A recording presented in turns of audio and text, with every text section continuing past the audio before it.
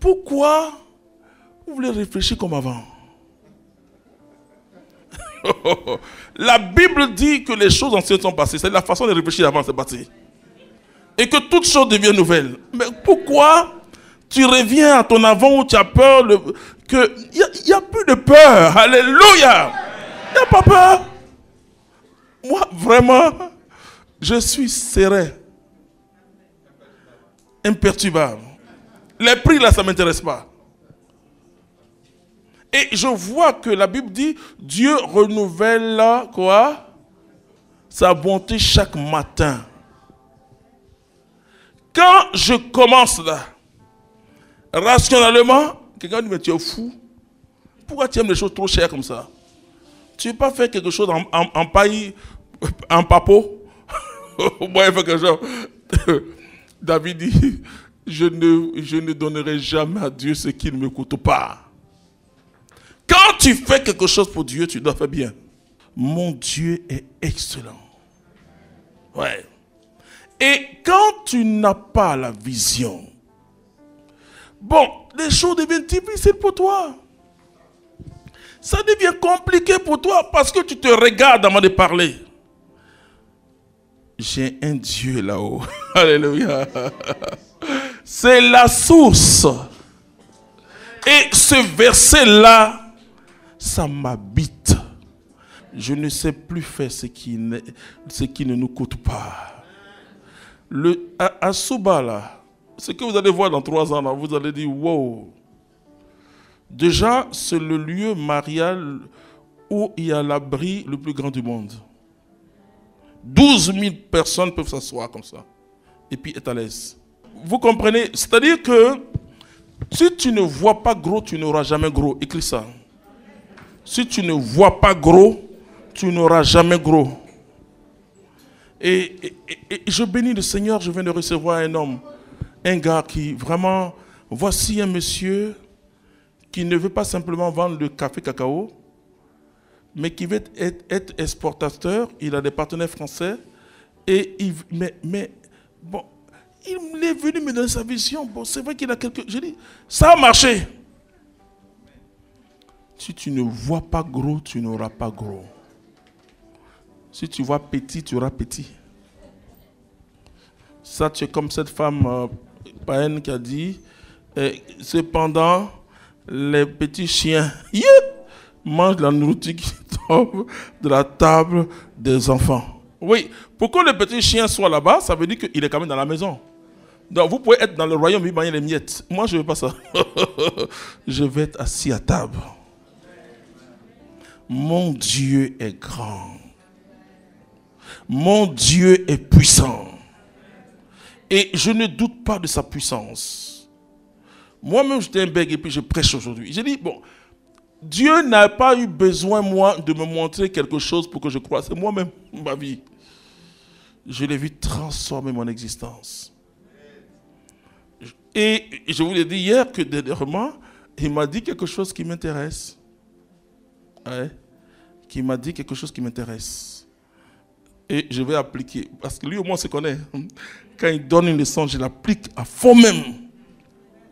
Ce verset a révolutionné ma vie. Appeler à l'existence ce qui n'existe pas. Appeler ce qui n'existe pas.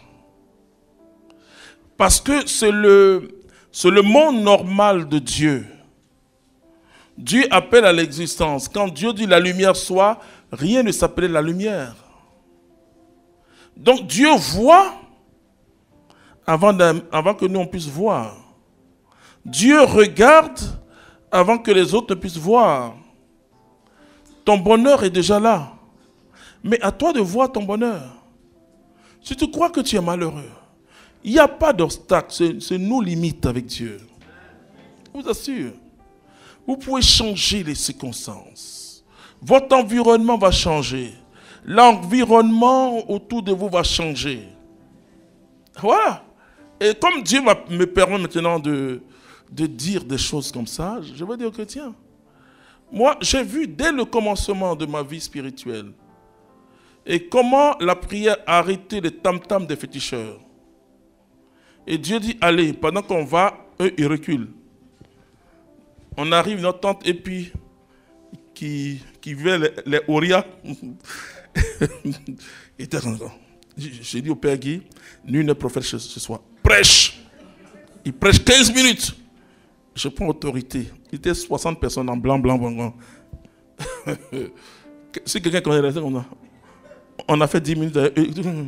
On est sorti. Ces génies sont cherchés. Donc, quand je vois que les chrétiens, quelqu'un t'a insulté, ça fait quoi? Il faut laisser. Pleure, mais ne réponds jamais. Parce que quand tu réponds, tu diminues la puissance de Dieu qui est en toi. Ah, ça, je vous le dis, hein? C'est l'exercice le plus difficile. Hein? La puissance de Dieu se manifeste que dans l'amour. Quand Jésus dit aimez vos ennemis, vous voyez que ce n'est pas humain, c'est surnaturel. Priez pour ceux qui vous persécutent. Mais ce n'est pas humain, c'est surnaturel. Saluez ceux qui ne vous saluent pas. Mais c'est en même temps un exercice spirituel. Je l'applique dans ma vie, ça fait 32 ans. Et je vois comment Dieu dégage les obstacles.